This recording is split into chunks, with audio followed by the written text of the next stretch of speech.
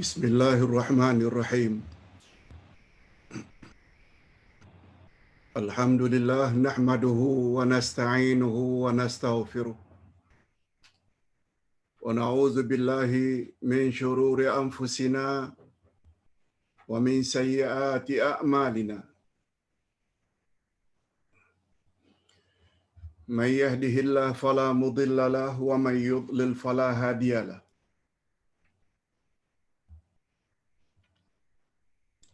Ashhadu an la ilaha illallah wahdahu la syarika lah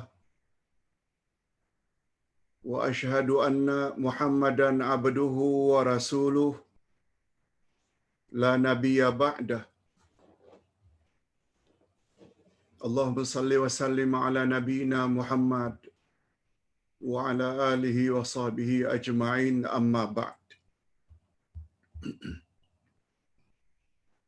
Hadirin dan hadirat serta para pemirsa yang saya hormati, Assalamualaikum warahmatullahi wabarakatuh.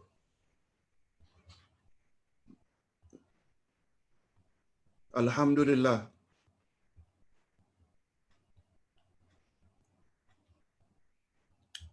setelah kita menamatkan buku pertama Akidah Ahlus Sunnah wal Jamaah,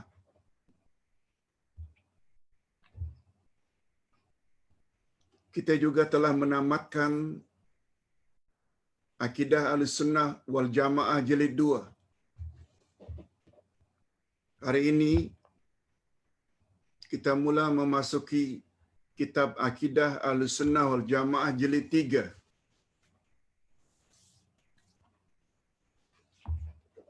Hanya saja sebagai gambaran mudah,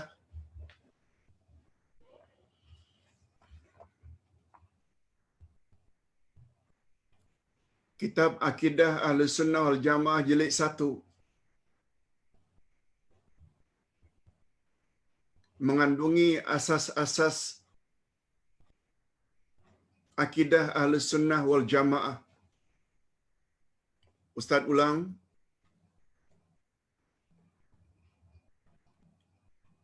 Buku Akidah Ahlus Sunnah wal Jamaah jilid 1 menjelaskan dengan panjang lebar asas-asas Akidah Ahlus Sunnah wal Jamaah.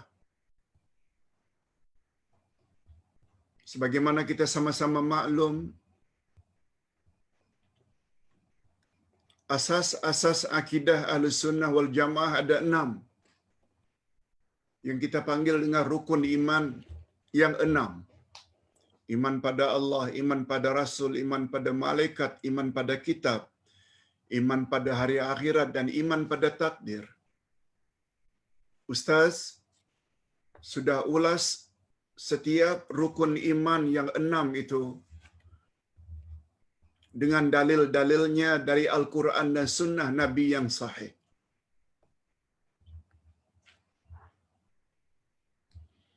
Selain itu, pada penghujung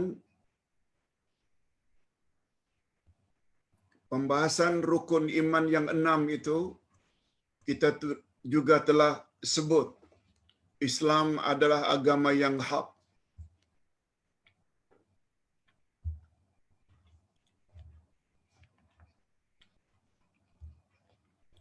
Islam dan kufur, tauhid dan syirik, semua kita dah bahas pada buku 1.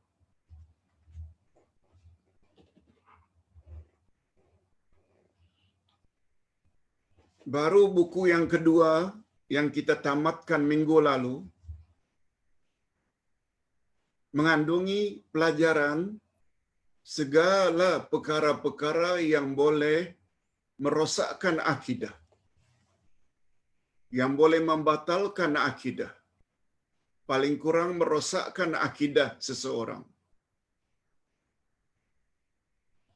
Kita bahas tentang sihir, kita bahas tentang syirik, kita telah bahas tentang tamaim, tangkal azimat, kita bahas tentang ruqyah, jampi mentera.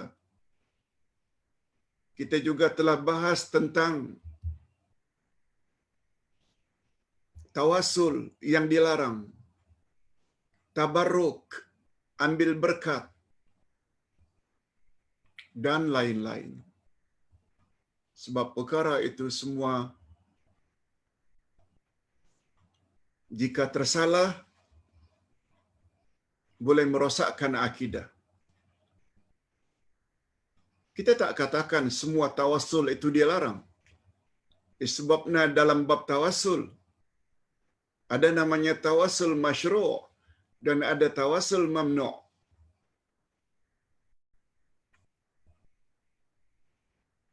Kita tidak katakan ruqyah itu semuanya dilarang. Tetapi ada ruqyah atau jampi mentera yang dibolehkan oleh agama, tapi dengan syarat. Kalau di dalamnya tidak ada unsur syirik. Baik, Ustaz tidak bercadang, tidak membahas secara detail, cuma gambaran saja. Sekali lagi, kitab akidah pertama Ahli Sunnah wal Jamaah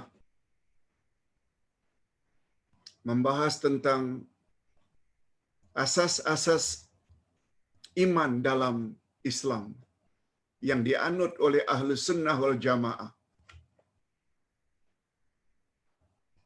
Kita juga telah bahas apa itu Ahli Sunnah wal Jamaah. Ringkasnya, tanpa mengetahui, tanpa mempelajari buku satu dulu, memang kita tidak akan boleh faham apa yang ada dalam buku yang kedua, lebih-lebih lagi buku yang ketiga yang akan kita bahas pada hari ini. Andai kata buku yang pertama tidak difahami. Sebab itu asas. Bukan sekedar hafal rukun iman yang 6. Tapi mesti diikuti dengan dalil-dalil Quran dan Sunnah. Semuanya tertera di dalam buku satu. Hanya saja untuk kesempurnaan iman seseorang, kita juga mesti jauhi perkara-perkara yang boleh merosakkan akidah. Sebabnya Ustaz pernah gunakan istilah, agar pokok kita subur, kita tidak hanya memerlukan air dan baja. Air baja. Belum tentu pokok kita akan subur, rendang, kalau kita tidak penuhi syarat yang kedua, yaitu jauhi pokok tersebut daripada serangga perosak. Kita jauhi pokok daripada anai-anai, daripada apa sajalah serangga perosak, mesti dijauhi. Nah, serangga perosak itulah yang Ustaz sebutkan di dalam buku 2. Syirik, sihir, tangkal, ajimat, ruqyah yang dilarang, tabarruk, tawasul, syafaat yang dilarang, dan lain-lain.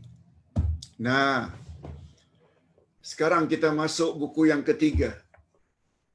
Buku yang ketiga ini pula, setelah kita memiliki asas berdasarkan buku pertama, setelah kita ada sifat kewaspadaan daripada dilanda salah satu perosak akidah, buku 2, baru kita faham.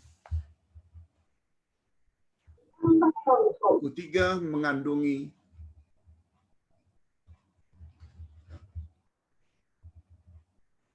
mazhab akidah selain Ahlus Sunnah wal Jamaah. Sebagaimana kita pernah sebut bahwa baginda Rasul sallallahu alaihi wasallam bersabda, umatku akan berpuak-puak menjadi 73 puak. 72 daripadanya masuk neraka kecuali 1. Ketika sahabat ditanya, siapa golongan yang 1 itu? Hanya mereka yang layak terhindar dari neraka. Siapa golongan yang 1 itu? Hanya mereka yang layak masuk syurga? Nabi jawab, ma ana alaihi wa ashabi. Mereka yang ikut aku dan ikut sahabat-sahabatku. Golongan inilah yang dipanggil dengan ahlu sunnah wal jamaah. Ahlu pengikut, member, sunnah Nabi, perjalanan hidup Nabi, cara beragamanya Nabi, wal jamaah, iaitu kelompok dari kalangan sahabat-sahabat Nabi. Mereka juga dipanggil dengan al-firqatun najiyah. Al-firqah maknanya kelompok, najiyah yang selamat dari neraka. Al-firqatun najiyah. Nama lain untuk ahli sunnah wal jamaah. Nah, buku 3 ini berusaha untuk membahas apa dia kelompok selain ahli sunnah yang tidak akan selamat itu. Pertama sekali Syiah, Khawarij, Mu'tazilah, Jabariyah, Qadariyah, Murji'ah, Qadianiyah, Islam liberal. Islam liberal itu nama moden. Islam liberal ini dulunya itu namanya Mu'tazilah. Golongan yang lebih mengutamakan akal, rasional, logika, ketepikan ayat Quran dan hadis Nabi. Sama saja hari ini dipanggil dengan liberal ke, dipanggil dengan Islam modernis ke, kononnya Islam modern. Semua golongan ini bakal dihumban ke dalam api neraka. Nah, buku ini insya-Allah akan menjelaskan satu demi satu. Namun demikian, karena ini pelajaran pertama, bab 1, dia akan memperkatakan beberapa mazhab dalam akidah. Mazhab dalam akidah. Ingat hadirin dan hadirat, Ustaz sebut saja secara umum. Yang familiar, yang popular dalam masyarakat kita bila disebut mazhab, mazhab Hanafi yang diasas oleh Imam Abu Hanifah, mazhab Maliki yang diasas oleh Imam Malik, mazhab Syafi'i yang diasas oleh Imam Asy-Syafi'i, Imam Hambali, mazhab Hambali yang diasas oleh Imam Ahmad ibnu Hanbal. Betul? Tapi ingat, pembahagian seperti itu adalah pembahagian mazhab dalam ilmu fiqh, al-fiqh, al-fiqhul islami, fiqh. Bila fiqh pula menyangkut masalah salat, puasa, zakat, haji, umrah, wudu, tayamum. Itu pembahasan fiqh. 4 mazhab itu tu, Hanafi, Hambali, Hanafi, Maliki, Syafi'i, Hambali, ini mazhab dalam ilmu fiqh. Dan keempat-empat mazhab ilmu fiqh itu diiktiraf sebagai mazhab ilmu fiqh ahlu sunnah wal jamaah.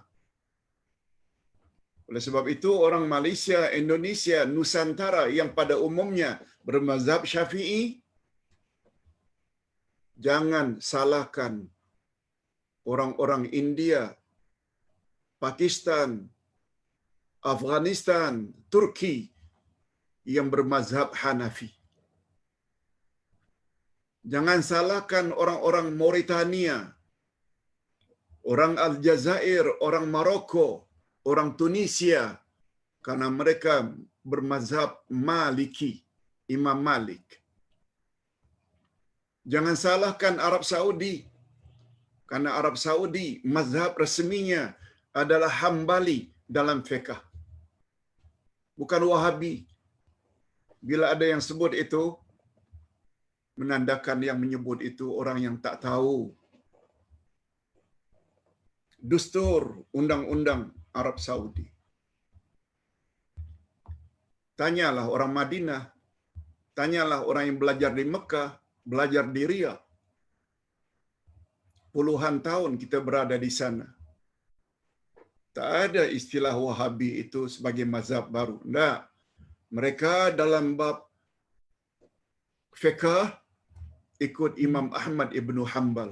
Namun demikian, mereka juga meraihkan mazhab-mazhab yang lain. Sebagaimana mereka juga tidak boleh salahkan kalau ada orang Nusantara ini salatnya, puasanya ikut mazhab Syafi'i. Ringkasnya semuanya itu adalah pembahasan dalam ilmu fiqh. Adapun dalam ilmu akidah lain. Mazhab-mazhab yang kita sebutkan tadi, mazhab Syiah, mazhab Mu'tazilah, Qadariyah, Jabariyah, Murji'ah, Qadianiyah, itu adalah mazhab dalam akidah. Kita baca. Bab 1, beberapa mazhab dalam akidah. Mukaddimah. Sebagaimana dimaklumi bahawa tafaqquh fid din, sebagaimana kita maklumi bahawa tafaqquh fid din, yakni kepahaman dalam urusan agama adalah sangat penting. Tafaqquh fid din, ini dia. Mengapa Ustaz namakan kelas kita ini Tafaqquh fid din, majlis Tafaqquh fid din. Majlis untuk memahami selok-belok agama. Yes, itu makna tafaqquh fid din. Tafaqquh diambil dari kata al-fiqhu. Al-fiqhu maknanya al-fahmu, kefahaman.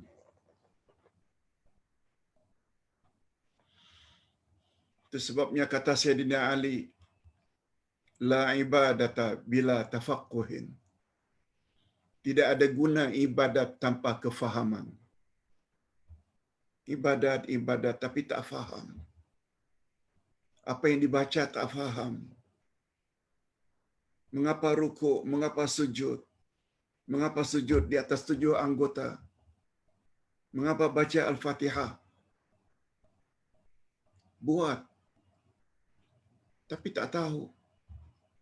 Rahasia, hikmah. Mengapa Nabi katakan tempat yang paling hampir antara kamu dengan Allah adalah dalam sujud? Why? Karena ketika itulah kita sedang merendah diri kepada Allah. Setiap pergerakan kita, perpindahan rukun dalam salat, Allahu Akbar, Allahu Akbar, Allah Maha Besar. Apa makna ucapan kita Allah Maha Besar? Ia memberi isyarat kita ini sangat kecil dan kerdil di hadapan Allah Azza wa Jalla. Bila faham itu, kita tidak akan jadi orang yang sombong, takabur, walau pangkat tinggi macam mana pun. Walau harta banyak macam mana pun. Sebab ketinggian pangkat, banyaknya harta, semuanya pemberian ilahi. Yang kita sebut Allahu Akbar. Jadi orang yang faham agama, dia tidak akan sombong di atas muka bumi. Mudah-mudahan kita termasuk golongan itu. Apa sebab? Karena dia faham agama. Ini dikuatkan pula oleh Nabi sallallahu alaihi wasallam. Man yuridillahu bihi khairan yufaqihu fid din. Hadis sahih riwayat Imam Bukhari dan Imam Muslim. Coba tengok. Barang siapa yang Allah menginginkan kebaikan kepada seseorang, maka Allah dorong dia supaya mendalami selok-belok agama. Oleh sebab itu, bapa-bapa dan ibu-ibu serta para pemirsa yang saya sayangi, bila kita tertunggu-tunggu ada majlis semacam ini, rasa kesal bila atas sebab-sebab tertentu kita tak dapat hadir majlis macam ini. Karena sayangnya majlis macam ini, majlis ilmu, itu satu pertanda baik. Bermakna Allah menginginkan agar anda menjadi orang yang terbaik. Ustaz ulang sekali lagi. Barang siapa yang menginginkan, barang siapa yang Allah menginginkan kebaikan dengannya, dengan seseorang, niscaya Allah akan mendorongnya agar memahami urusan agama. Coba tengok istilahnya tafaqquh fiddin. Ini pula lah rahasianya. Ini pula lah rahasianya. Mengapa Abdullah ibnu Abbas menjadi orang yang dalam ilmu agamanya, mahir dalam menafsirkan Quran? Karena ketika baby Rasulullah yang belah mulutnya, tahnik, dan doa Nabi terhadap baby yang bernama Abdullah ibnu Abbas, semua kita tahu, Allahumma faqihhu fid din wa 'allimhu ta'wil. Ya Allah, berilah baby ini ilmu agama yang mendalam, faqihhu fid din.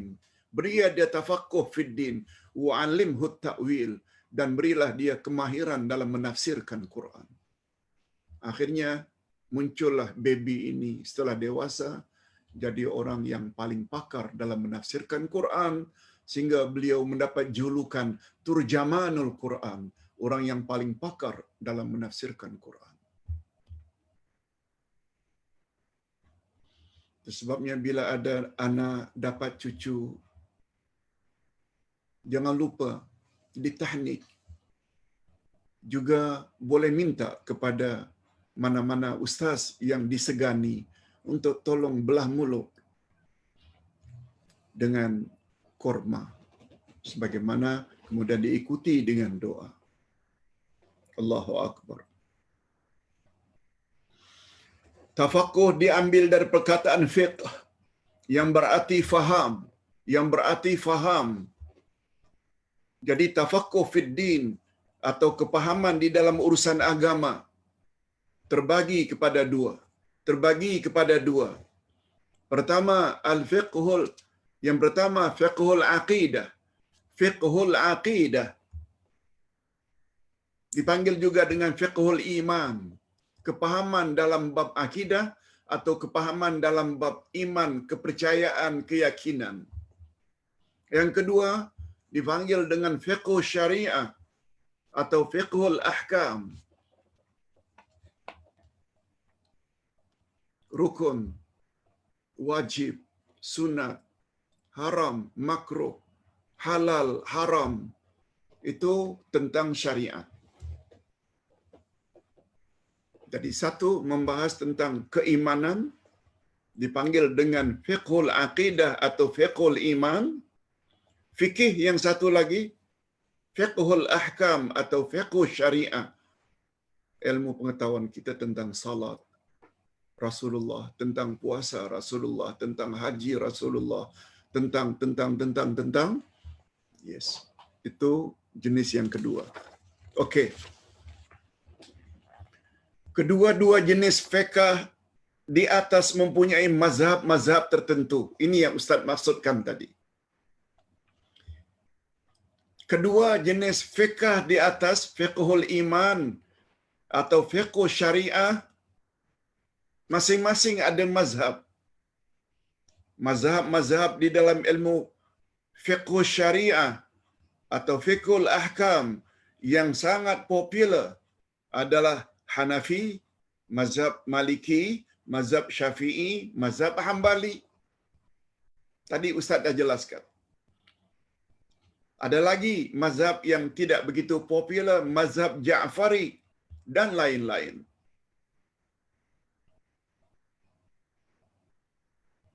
Sedangkan di dalam fiqhul aqidah, sedangkan dalam fiqhu al-iman, terdapat beberapa mazhab atau beberapa firqah atau puak. Puak-puak inilah yang digambarkan oleh Rasul sallallahu alaihi wasallam. Ini hadisnya yang Ustaz dah baca tadi. Walladhi nafsi Muhammadin biyadi lataftariqu ummati ala 73 firqah wa wahidatun fil jannah wa sintani wa sab'una fin nar. Qila ya Rasulullah man hum? Qala al-jama'ah.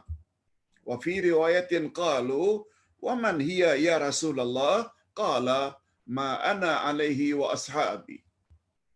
Ustaz terjemahkan saja secara bebas. Demi diriku di tangan Allah. Maknanya ini sumpah Rasul. Demi Allah sama. Akan berpuak-puak umatku menjadi 73 puak. Hanya satu dari mereka yang layak masuk syurga. 72 daripadanya masuk neraka. Ketika Nabi ditanya, siapa mereka ya Rasulullah? Nabi jawab, al-jama'ah. Itu satu jawaban Nabi. Dalam riwayat yang lain, ma'ana alaihi wa ashabi. Mereka yang ikut aku dan ikut sahabat-sahabatku. Puak inilah yang dipanggil dengan Ahlus Sunnah wal Jamaah. Hadis riwayat Imam Tirmizi. Jadi, lihat muka surat 3. Jadi berdasarkan riwayat di atas dapatlah disimpulkan bahawa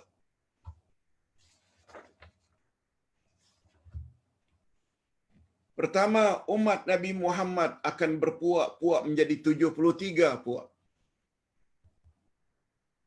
Ini yang kita panggil dengan umat ijabah. Umat yang menyahut seruan Nabi. Akhirnya mereka memeluk Islam. Tapi tidak semua mereka yang memeluk Islam itu akan selamat daripada neraka. Yang selamat hanya satu saja. Hanya satu puak saja yang akan masuk syurga dan yang akan terselamat dari api neraka, yaitu puak Ahlus Sunnah wal Jamaah. Sedangkan 72 puak lagi akan masuk neraka. Na'udzubillahi min dzalik. Kita berdoa mudah-mudahan kita termasuk ke dalam golongan Ahlus Sunnah wal Jamaah. Cuma jangan bermimpilah Anda termasuk Ahlus Sunnah wal Jamaah andai kata tidak belajar prinsip-prinsip Ahlus Sunnah wal Jamaah sebagaimana yang tertera dalam buku 1. Jangan bermimpilah Anda akan menjadi puak Ahlus Sunnah wal Jamaah andai kata Anda tidak menjauhi segala perkara-perkara yang berbahaya yang tertera di dalam buku 2 Akidah Ahlus Sunnah wal Jamaah. Ustaz dah sebut tadi.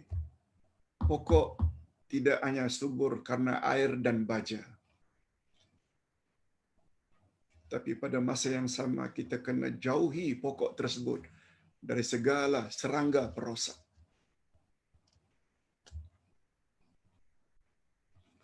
Air dan baja itu adalah buku yang pertama.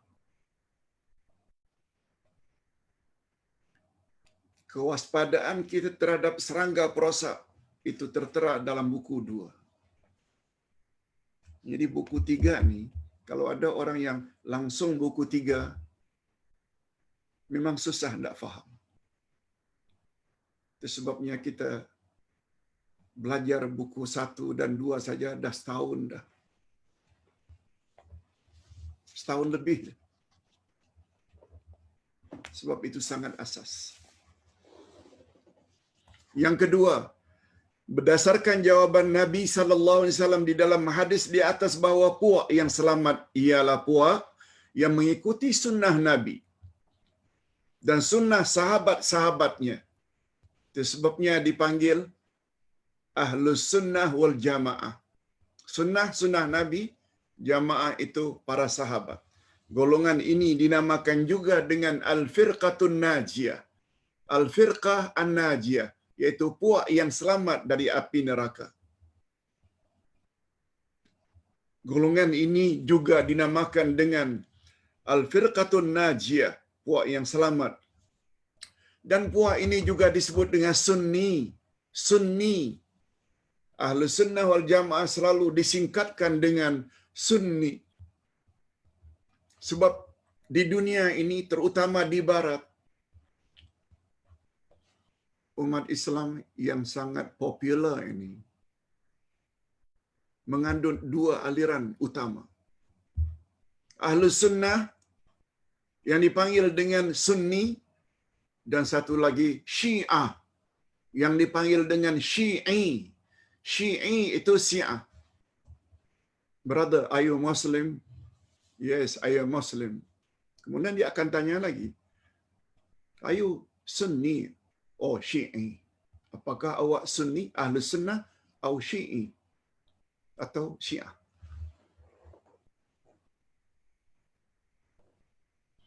Semua negara-negara Islam ini adalah Ahlus Sunnah wal Jamaah, kecuali satu saja yang punya negara sendiri, Iran.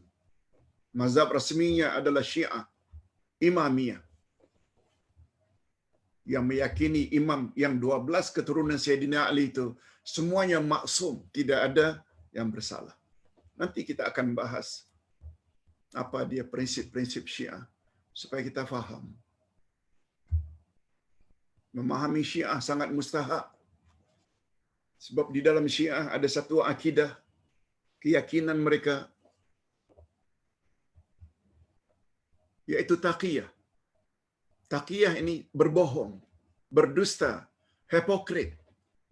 Cakap lain, prinsipnya lain. Dia boleh. Malah lebih daripada itu, dalam buku Syiah sendiri menyebut, fahaman atau akidah taqiyah berpura-pura, dia adalah 9/10 dari agama Syiah. Jadi kalau agama Syiah itu 10, kontennya 9 daripadanya adalah taqiyah, hipokrit, bohong, dusta, menipu. Nanti kita akan bahas. Golongan yang selamat inilah yang dibayangkan oleh Rasul sallallahu alaihi wasallam di dalam wasiatnya sebelum baginda wafat. Golongan yang satu itulah. Coba dengar baik-baik apa kata Nabi. Sejarahnya macam ini. Pada suatu hari, Ustaz ada sebut di dalam buku Akidah, ke arah memahami Al-Quran dan Al-Hadis. Kalau tak salah jilid 1 atau pelajaran terakhir jilid 2. Nanti kita akan jumpa. Kata Nabi atau kata para sahabat, pada suatu hari Nabi memberi tazkirah pada kami. Dalam tazkirah itu Nabi bercakap beza daripada tazkirahnya pada waktu-waktu yang sebelumnya. Sehingga salah seorang daripada kami banyak yang menangis.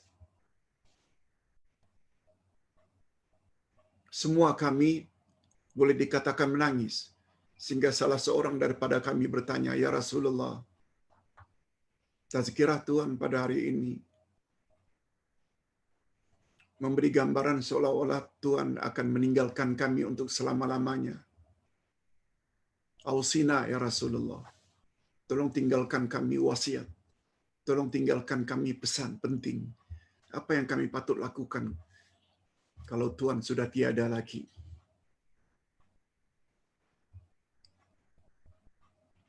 Ada 4 paling kurang wasiat Nabi. Ustaz tak sebut satu saja. Ini dia. Satu daripada 4. Man ya'ish minkum fasayara ikhtilafan katsira. Alaikum bisunnati wa sunnatil khulafa ar-rasyidin al-mahdiyyin min ba'di. Addu 'alaiha bin nawajiz. Apa kata Nabi? Dalam salah satu wasiatnya. Jika kamu punya umur panjang kelak, kamu akan dapati sungguh banyak perbalahan dalam urusan agama.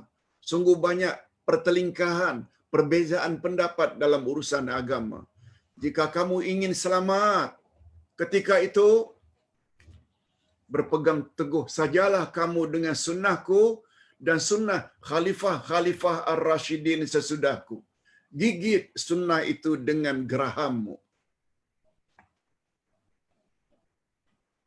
Gigit sunnah itu dengan gerahammu, maknanya pegang kuat-kuat. Nabi sebut, bila kamu sudah berada dalam zaman itu, pegang kuat-kuat sunnahku dan sunnah Khalifah Ar-Rashidin sesudahku. Betul tak ini semua memenuhi makna Ahlus Sunnah wal Jamaah? Ahlu pengikut sunnah-sunnah Nabi wal Jamaah. Yang paling utama jamaah yang kita ikuti setelah Nabi adalah Khulafaur Rashidin, Abu Bakar, Umar, Utsman, Ali. Sebab keempat mereka adalah 4 orang pertama paling tinggi dari 10 yang garanti masuk syurga. Itu sebabnya bila kita faham apa dia tafsir Siratal Mustaqim, semua kita tahu mereka adalah Nabi, Siddiq, Syuhada, Salihin. Siapa Nabi-Nabi yang kita perlu ikut? Tentu saja Nabi Muhammad. Siapa Siddiqin? Tentu saja Abu Bakar. Siapa Syuhada? Yang paling popular, Umar, Utsman, Ali. Karena mereka dibunuh ketika menjalankan tugas kekhalifahan. Baru Salihin. Ustaz dah bahas banyak dalam bab tafsir. Tak perlu Ustaz ulang lagi. Hadis riwayat Abu Dawud, Tirmizi, dan hadis ini adalah sahih. Kita berdoa, mudah-mudahan kita termasuk ke dalam golongan yang selamat ini. Setuju tak kalau Ustaz katakan apa yang diramalkan oleh Nabi 15 abad yang lalu, 1400 tahun yang lalu, betul tak sudah terjadi pada hari ini? Islam liberal mendakwa dialah yang paling betul. Syiah mendakwa dialah yang paling betul. Qadiani mendakwa dialah yang paling betul. Ayah Pin mendakwa dialah yang paling betul. Kononnya memiliki kerajaan langit. Dan. Kalau kita tidak ikut Nabi dan Khulafaur Rashidin, percayalah, kita sedang bahaya. Ingin terhindar dari bahaya, pelajari sunnah Nabi, pelajari Khulafaur Rashidin. Nah, sekarang kita berpindah kepada ciri-ciri khas Ahlus Sunnah wal Jamaah.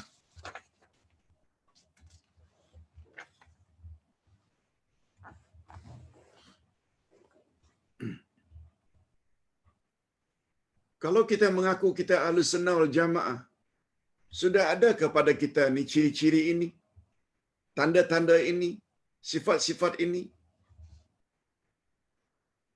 Kalau tidak ada, anda belum lagi Ahlus Sunnah wal Jamaah. Bukan ustaz yang karang ini. Ustaz ambil dari sumber-sumber yang mu'tabar. Coba perhatikan. Sebelum kita memasuki perbincangan secara meluas tentang puak-puak yang terkeluar dari puak Ahlus Sunnah wal Jamaah,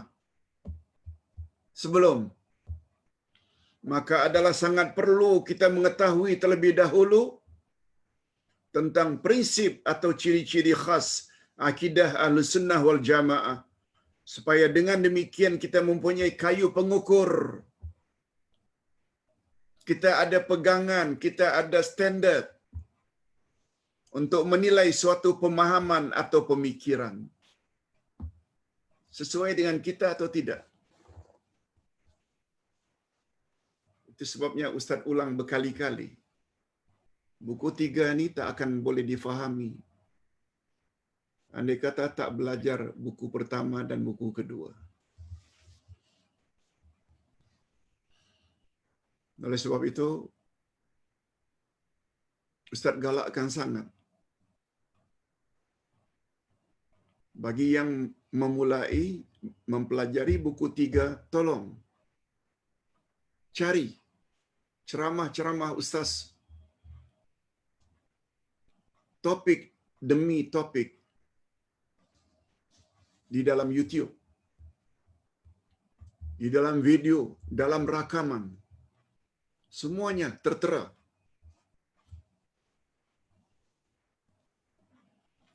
Andai kata susah mencari, barangkali boleh minta pertolongan dari tim ustaz. Boleh tak tolong berikan kami rakaman tentang iman pada takdir, rakaman tentang iman pada malaikat, tentang perbezaan jin dan malaikat, tentang insya-Allah tim akan tolong. Tapi andai kata menunggu itu semua, cukuplah kita memahami dengan apa yang Ustaz akan katakan sebentar lagi. Bahawa ciri-ciri Ahlus Sunnah wal Jamaah, dia ada tanda-tanda tersendiri. Ini dia. Untuk dijadikan sebagai kayu pengukur. Apakah ia fahaman yang benar atau fahaman yang salah. Dan di antara ciri-ciri khas akidah Ahlus Sunnah wal Jamaah, di antara ciri-ciri khas akidah Ahlus Sunnah wal Jamaah, yang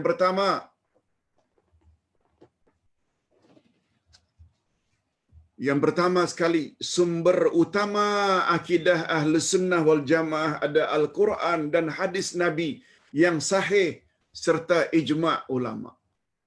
Itu nomor satu.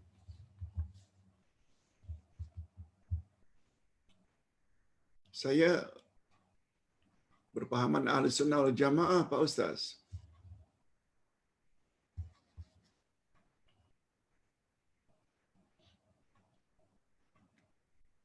Bila Ustaz tanya, dari mana awak tahu yang awak Ahlus Sunnah wal Jamaah? Karena saya ikut guru saya.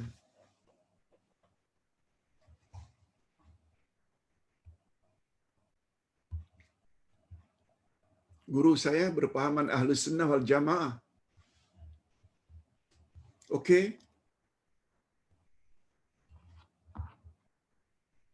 Tapi ingat, kita telah bagi orang yang mengikut ni kepada dua.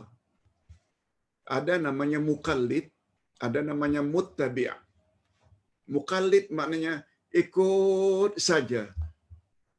Sama ada dalil Quran Sunnah atau tidak ada dalil, dia tak kisah. Satu lagi orang yang mengikut namanya muttabi'. Dia ikut gurunya, tapi pada masa yang sama dia tahu gurunya ambil dalil dari mana. Kedudukan muttabi' lebih tinggi dari muqallid. Ustaz pernah sebut dulu makna taklid, iaitu tali yang diikat di leher lembu. Yang kita panggil dengan bertaklid buta. Dia dibawa oleh pengembala tanpa dia tanya, "Tuan nak bawa aku ke mana?" Ikut saja. Sehingga dalam istilah orang-orang kita Melayu, dia itu taubahnya seperti lembu yang dicucuk hidungnya. Dalam akidah, sebenarnya bermasalah orang yang taklid.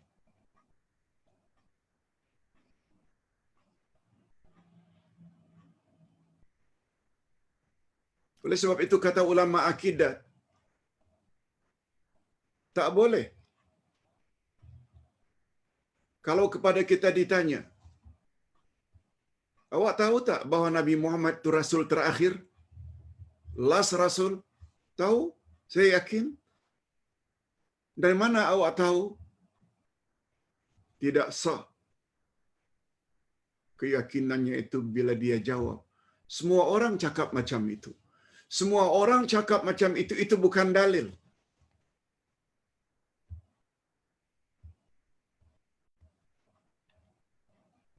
Paling kurang dia katakan, bukankah Nabi Muhammad pernah menyuruh kita mengucap selain asyhadu an la ilaha illallah wa asyhadu anna Muhammadar Rasulullah? Nabi yang suruh. Kita kena yakin dah. Yes, paling kurang itu. Apalagi kalau dia banyak tahu tentang ayat Quran yang menyebut tentang itu, hadis Nabi yang menyebut tentang itu, lagi best. Yes. Itu sebabnya kalau selama ini keislaman kita hanya ikut-ikutan menuruti kata guru tanpa mengetahui ada dalil ke atau tidak ada dalil, kita perlu tambah dengan tafaqquh fid din. Segala yang datang keterangannya dari Al-Quran adalah wajib menjadi pegangan umat Islam. Dan segala yang sahih datangnya dari Rasulullah wajib diterima walaupun hadis itu hadis ahad, hadis yang diriwayatkan oleh seorang atau dua orang atau tidak sampai ke derajat mutawatir atau masyhur. Jadi yang pertama prinsipnya akidah Ahlussunnah wal Jamaah mestilah akidah yang berteraskan Quran dan sunnah Nabi. Nama pun keyakinan. Seseorang tidak akan boleh yakin apabila hanya sekedar dengar cakap orang. Tapi betul tak semua kata-kata Allah dalam Quran adalah benar belaka? Zalikal kitabul la raiba fi hudal lil muttaqin. Inilah kitab Quran, tidak ada keraguan sedikit pun bagi di dalamnya, pedoman bagi orang yang bertakwa. Hadis Nabi yang sahih. Betul tak? Hadis Nabi itu adalah ucapan Nabi berdasarkan wahyu ilahi. Itu sebabnya nanti kita akan sebut di sini. Kasyaf, mengetahui perkara gaib, mendengar suara gaib, mimpi, semua ini tidak boleh dijadikan hujah dalam berakidah. Sebab itu semua ada kemungkinan bukan datang daripada Allah. Yang kedua, rujukan utama mereka dalam memahami kandungan Al-Quran dan As-Sunnah adalah berdasarkan pemahaman salafus saleh atau sesiapa pun yang mengikuti perjalanan mereka. Kita dah pernah jelaskan bahawa salafus saleh itu maknanya orang-orang awal. Lawan daripada salaf adalah khalaf, orang belakangan. Ini yang paling selamat. Sebab Nabi pernah menyanjung golongan salaf.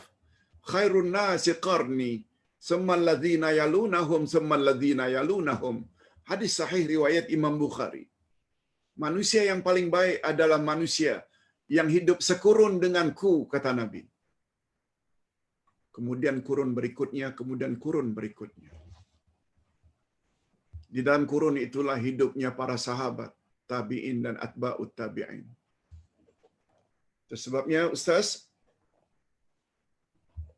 dalam membuat tafsir, rujukan Ustaz senantiasa dan selalu berdasarkan perkataan para sahabat. Tafsir Quran ada beberapa derajat. Yang paling tinggi bila ayat Quran ditafsirkan oleh ayat Quran yang lain. Contohnya maksud siratal mustaqim. Yang kedua, bila ayat Quran ditafsirkan oleh hadis Nabi. Yang ketiga, oleh aqwalus sahabah, pandangan para sahabat.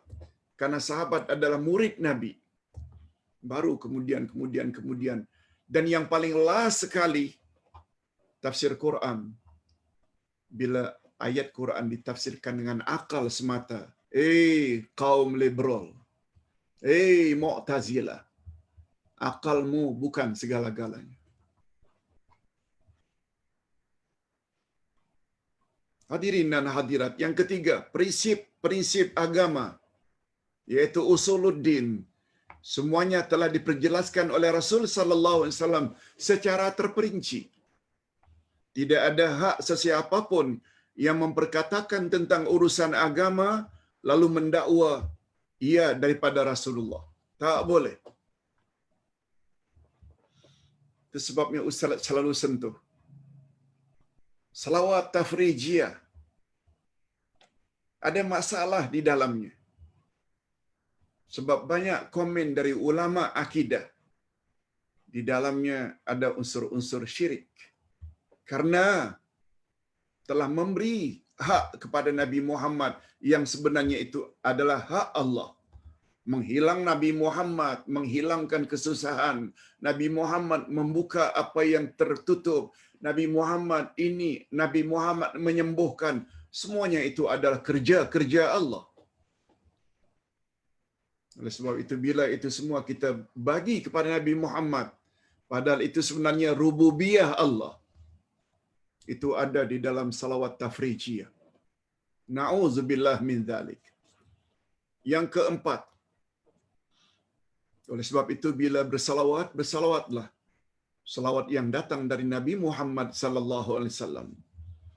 Yang keempat, Ahlus Sunnah wal Jamaah menerima dan menyerah sepenuhnya kepada ketentuan Rasulullah secara zahir dan batin. Oleh itu, mereka tidak akan mempertentangkan apapun dari Al-Quran dan As-Sunnah dengan qiyas, zauq, perasaan, kasyaf yang didakwakan, pendapat tuan syekh atau imam dan sebagainya. No.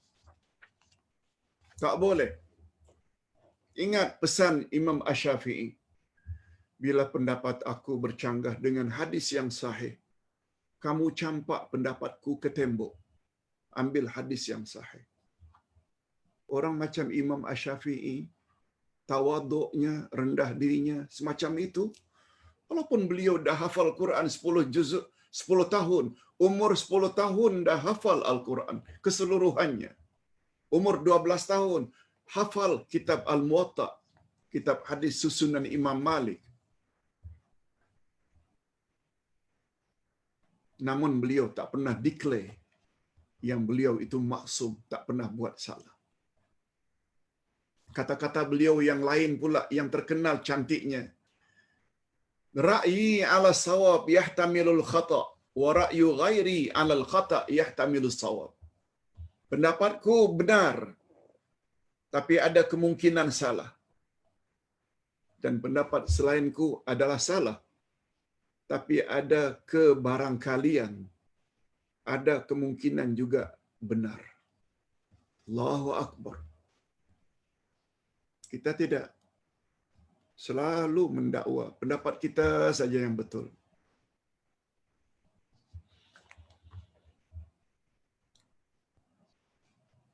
Yang kelima, mereka mengakui akan peranan akal selagi ianya sesuai dengan nas Al-Quran dan As-Sunnah. Tetapi jika nas Al-Quran dan Sunnah dianggap bercanggah dengan akal, maka mereka akan mendahulukan nas Al-Quran dan Al-Hadith daripada akal, bukan sebaliknya. Sebagaimana golongan Mu'tazilah tidak percaya Rasulullah itu telah Isra' dan Mi'raj. Apa kata mereka? Tak logik. Padahal menurut Ahlus Sunnah wal Jamaah, Rasulullah Isra' dan Mi'raj dengan badan, dengan rohnya sekali. Naik ke langit. Dan itu bukan mustahil bagi Allah. Apa sebab? Sebab Allah berfirman di dalam ayat 1 surat Al-Isra. A'udzubillahi minasyaitonirrajim. Bismillahirrahmanirrahim. Subhanalladzi asra bi'abdihi lailan minal masjidil harami ilal masjidil aqsa. Allah yang sebut. Maha suci Allah yang telah mengisrakan, memperjalankan Nabi Muhammad pada waktu malam, hambanya pada waktu malam dari Masjidil Haram ke Masjidil Aqsa. Atas sebab itulah Abu Bakar dipanggil As-Siddiq. Beliau tidak gunakan akal untuk menilai apa yang dilalui oleh Nabi Muhammad sallallahu alaihi wasallam. Yang keenam, mereka mengutamakan istilah atau lafaz yang disyariatkan di dalam akidah dan menjauhi segala istilah atau lafaz yang diada-adakan atau bid'ah. Ahlus Sunnah selalu menggunakan istilah yang ada dalam Quran dan Sunnah Nabi. Mereka tidak reka-reka istilah baru. Adanya istilah mukmin, Muslim, Saimin, orang yang berpuasa, Mutasaddiqin, orang yang banyak bersedekah, As-Siddiqin, orang yang benar. Al-khashi'in, orang yang khusyuk.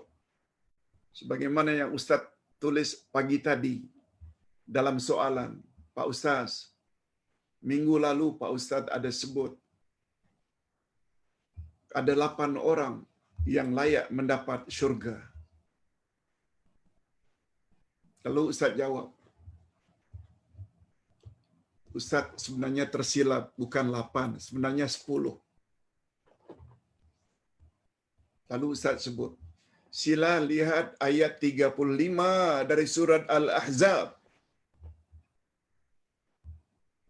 Surat Al-Ahzab ayat 35. Sesungguhnya orang-orang mukmin, sesungguhnya orang-orang Islam lelaki dan perempuan, mukmin laki-laki dan perempuan, orang yang sabar laki-laki dan perempuan, orang yang qanitin, orang yang taat pada Allah laki-laki dan perempuan, orang yang bersedekah laki-laki dan perempuan, orang yang banyak berzikir laki-laki dan perempuan. Setelah menyebut 10 sifat itu, a'addallahu lahum maghfiratan wa ajran azima. Allah sediakan untuk mereka ampunan dan ganjaran yang besar, yakni syurga. Sila baca. Jangan tak baca. Ustaz mengambil masa 1 jam pagi tadi untuk menulis 3 soalan. Bagi yang soalannya belum terjawab, esok insya-Allah Ustaz akan jawab. Sebab Ustaz berusaha setiap jawaban hendaklah mesti sempurna. Hadirin dan hadirat rahimakumullah. Masa sebenarnya telah habis. Hanya saja Ustaz masih ingat, tadi ada lebih kurang 10 minit masa kecederaan. Ustaz terlambat tadi atas sebab-sebab tertentu. 10 minit. Ustaz ingin ambil hak Ustaz 10 minit itu untuk menerangkan bakinya. 7, 8, 9. 3 poin saja. Boleh ya? InsyaAllah. Terima kasih. Yang ketujuh, maksud Ustaz kita selesaikan ini, ciri-ciri Ahlus Sunnah wal Jamaah untuk membolehkan next week kita masuk pelajaran baru. Siapakah puak-puak selain Ahlus Sunnah wal Jamaah itu? Ini akan disebut Syiah, Khawarij, Mu'tazilah, Qadariyah. Yes, supaya kita fokus next week dengan menyebut ini. Jadi anggap sajalah pelajaran hari ini sebagai mukaddimah. Tapi mukaddimah ini sangat penting. Okey, setelah kita sebut tadi 6 ciri-ciri Ahlus Sunnah wal Jamaah. Yang ketujuh, al-ismah, maknanya terpelihara dari dosa hanya sabit untuk Rasulullah sallallahu alaihi wasallam secara individu, juga ismah terpelihara umat Islam secara berjamaah daripada berhimpun di dalam kesesatan atau dalalah. Adapun umat Islam secara individu, tidak ada seorang pun dari mereka yang ismah atau maksum selain Rasulullah. Bagi kita yang maksum secara individu, personal, hanya Rasulullah. Hatta Imam Syafi'i tidak maksum. Di sini nanti nampak perbezaan antara kita Ahlus Sunnah dengan Syiah. Salah satu daripada 12 akidah Syiah, 12. Apa yang dipanggil dengan Ismatul A'immah. Ada 12 imam-imam Syiah yang maksum, tidak pernah buat salah. Semua mereka adalah keturunan dari Sayyidina Ali. Beza tak? Jangankan 12, satu pun selain Rasulullah tak ada yang maksum. Kita tak pernah declare Abu Bakar, Umar, Osman, Ali itu mereka yang maksum. Tak. Yang maksum menurut kita hanya Nabi Muhammad sallallahu alaihi wasallam. Yang ke-8, jika terjadi perbezaan pendapat di antara mereka, maka rujukan mereka adalah Al-Quran dan As-Sunnah. Tetapi mereka memaafkan atau i'tizar jika terjadi kekeliruan atau kesalahan ijtihad daripada para imam mujtahid. dan yang mu'tabar, mujtahidin al-ummah. Di antara panduan Ahlus Sunnah wal Jamaah ayat 59 dari surat An-Nisa. Ya ayyuhalladzina amanu athi'u Allah wa athi'u Rasul wa ulil amri minkum fa in tanaza'tum fi syai'in farudduhu ila Allah war Rasul. Orang-orang yang beriman, taatlah Allah, taatlah Rasul dan ulil amri. Ulil amri ini maknanya pemerintah dan ulama. Ustaz ulang. Pada ayat 59 An-Nisa, orang beriman disuruh mematuhi taat kepada 3 puak. Allah, Rasul dan ulil amri. Hanya saja bezanya taat Allah dan taat Rasul sama. Mutlak. Itu sebabnya diawali dengan ati'ullah. Diulang sekali lagi wa ati'ur Rasul. Tapi tidak terdapat ati'u di depan ulil amri. Maksud ulil amri kata ulama tafsir ada 2, umara dan ulama. Umara iaitu pemimpin kenegaraan, umpamanya menteri luar negeri, menteri dalam negeri, menteri kesihatan. Satu lagi ulama iaitu pemimpin keagamaan. Dia mufti ke, dia tuan qadi ke, dia hakim mahkamah syariah ke. Oleh sebab itu, bila ada arahan dari ulil amri, salat tidak boleh rapat-rapat. Bukan hanya oleh para mufti, menteri agama, juga disetujui oleh Kementerian Kesihatan. Wajib patuhi. Tidak boleh tidak. Kebolehan salat berjamaah hanya 50 orang saja atau 20 orang. Wajib dipatuhi. Tapi apa kata Allah? Fa in tanaza'tum fi syai'in farudduhu ila Allahi war Rasul. Tetapi apabila kamu bertelingkah pendapat, hendaklah kamu kembali kepada Quran dan Sunnah. Mentaati ulil amri ada dalam Quran, ada dalam Sunnah. Cuma Nabi batasi. La ta'ata li makhluqin fi ma'siyatil khaliq. Tidak ada ketaatan kepada sesama makhluk dalam perkara maksiat. Itu sebabnya banyak sungguh ustaz-ustaz terkenal memberi komen terhadap orang yang menyuruh agar bertobat bila meninggalkan Jumaat sebanyak 3 kali. Agama dah membenarkan bila ada keuzuran, sakit ke, atau karena berbahaya ke, beramai-ramai, crowd. Tidak ada dosa bila kita tinggalkan. Di mana perlunya taubat. Hati-hati. Kembali pada Quran dan Sunnah Nabi sallallahu alaihi wasallam. Nah, yang terakhir. Prinsip akidah Ahlussunnah wal Jamaah. Walaupun Ahlussunnah mengakui adanya mimpi yang benar. Walaupun Islam mengakui adanya mimpi yang benar.